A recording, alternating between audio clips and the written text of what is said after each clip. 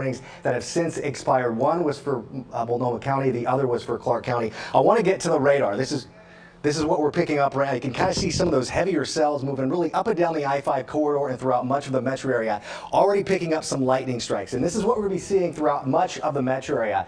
And I want to zoom in on some of the images that we are seeing on the radar. Some heavy yellows and some oranges. Kind of gives you an idea of just how stormy it is out there, and very windy as well. This has been pretty active all afternoon and throughout parts of the last couple of hours. Now, the most heaviest amount of rain we have been seeing, you can see where that lightning strike is basically through parts of Battleground all the way in to parts of southwest Washington. You can kind of see, we'll zoom out a little bit, from basically Battleground all the way into near Trout Lake. So if you're in that area, you are going to be seeing some heavy storms move through. I want to zoom in on this cell that's moving in just east of Yale. You can kind of see some oranges and some quick shots of blue. That blue is the tornado. Now I want to get to some quick pictures. This is what Matt Zaffino just sent to us not too long ago. You can kind of see some of the damage from what was the first tornado warning that was issued right around 6:30, 7 o'clock tonight. Now this is from Jim Kessinger. This is what he thought was a tornado damage. So far there have been no confirmed reports of a tornado being touched down. Funnel clouds,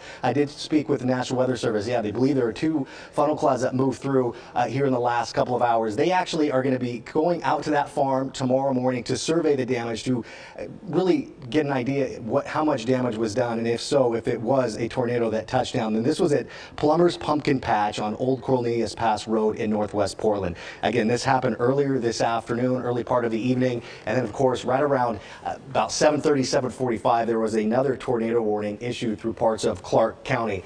So far there have been no reports of any tornadoes touching down, but we are going to be seeing some pretty active weather here over the next couple of hours. We have some more pictures we want to bring in. This was from Garrett Hartung, who sent this in. You can kind of see a little bit of some rotation out there.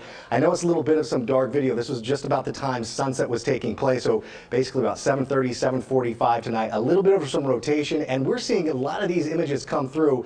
Similar clouds out there. You can see another one. This was, I believe, in the same area where the potential damage was from that farm over at Old Germantown Road. You can kind of see just how wide that cloud is. It's kind of tough to see in the distance if it touched on ground or not, but what the National Weather Service does, they send a team out there to survey the damage.